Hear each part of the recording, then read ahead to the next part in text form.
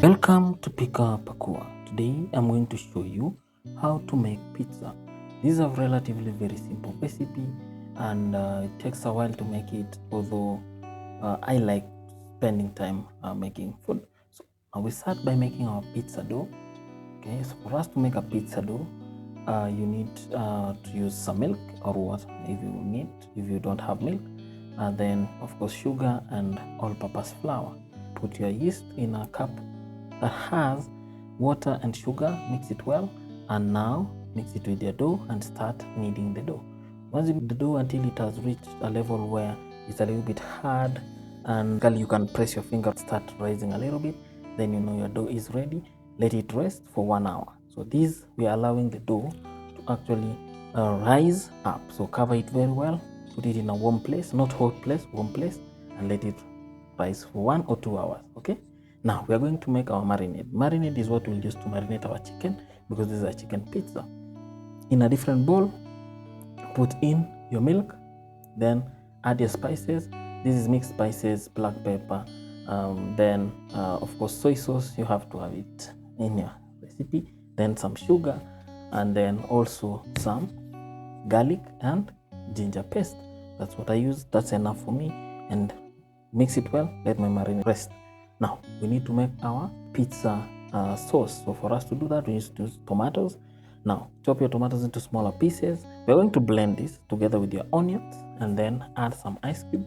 This is basically to ensure that it doesn't cook, because when you're blending, there's a lot of heat being emitted. So basically I just need to maintain that temperature. Then blend it for a while. After that, we're all good. Now we need to cook this. Sauce. So you need to make it a nice sauce, cooked sauce. In a different pan, drop in your onions, then let it saute for a while, then drop in your blended tomato paste, or tomato sauce, sorry, because we're going to make a paste. Now let it boil for a while. You'll see the bubbling coming in and your tomato will start cooking. This is the best time you can add your other spices you need to add. I added mine ginger paste and some garlic paste as well, and also a few mixed spices and all that. Okay. So now once it's cooked well, you're good. Put it on the side. Okay, now we need to use our chicken. Now I bought chicken from Kenchik, and this was frozen chicken, so I had to let it rest in room temperature water for a while, and then washed it and then cut it into small pieces. Then I dropped it in and mixed it well in the marinade that I made earlier. You remember that marinade that I made earlier? I mixed it well and I let it to marinate for 3 hours in this case, but you can let it marinate overnight. Now once the 3 hours were done, so I need to cook this chicken. So on a different pan again, okay, saute your onions in hot oil for a while, then drop in your chicken. This is the best time for you. You can decide to debone it before you cook it, or cook it then debone it. So I preferred actually deboning it after cooking, because I needed that juice that the meat itself emits. That is kind of the juice that I needed, and that's why I cooked it this way. So cook it. This one will take you probably another 20 minutes there, and once you are done, move it to a different plate. Okay, you sort it out from a different plate, and then now start your deboning process. The deboning process takes a long time. It's one of the most tedious works as well, and it's also tempting, because now the meat was really looking nice and it was really amazing. So it's tempting also for you to taste, and I'll be honest, I tasted a few pieces of that deboned chicken and it was fantastic.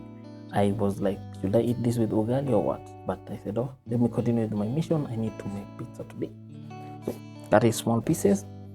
Now we need to bring our pizza dough, because it has rested for 1 hour. So we need to bring it in.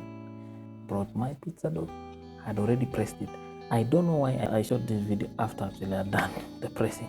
So now for me, you need to work on your dough for a little bit while and cut it into small pieces that can make a good pizza dough.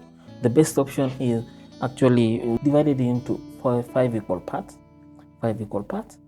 Because I knew I needed 5 pizzas and my measurement is for 5 pizzas. Okay, So I divided it to 5 equal parts, and now I took my rolling pin and rolled my dough into a circular shape.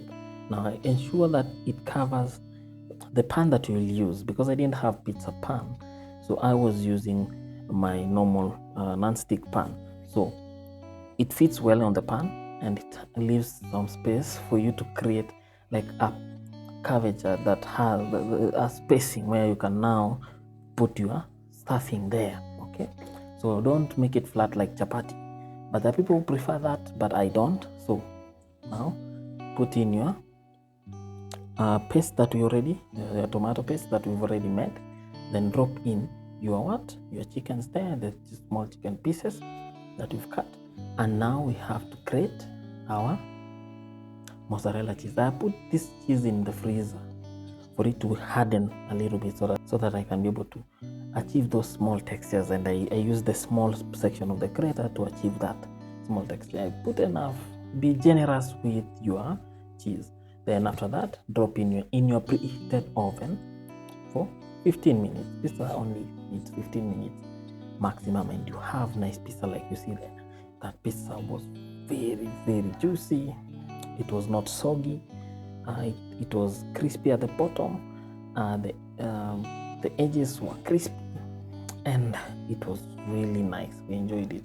So with this, we actually cut our pizza into 8 pieces, because we are at that time when I was making, which we had 8 people in the house, and we devoured this pizza on a single cutting. So the good thing is I had 5 other pieces of pizza that I was making that day, and we really enjoyed this. You can enjoy this with any kind of drink that you have. The people would like drinking it with tea. I don't like it personally, but I prefer cold drink over some cold Coke with some ice cube, and that is nice. Okay, so that is our recipe for today. As you can see, it's very simple. You don't need to go and buy, and it's relatively easy to make, and you don't need actually to go out and buy these things. You can be able to make it, although you need to prepare yourself. It needs you to commit a lot of time for you to do that.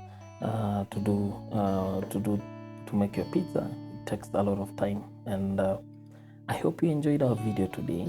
Please subscribe to our channel, because this helps us support this channel and continue providing you with best recipes that you can easily make with any equipment. You don't need sophisticated equipment to have some of these meals.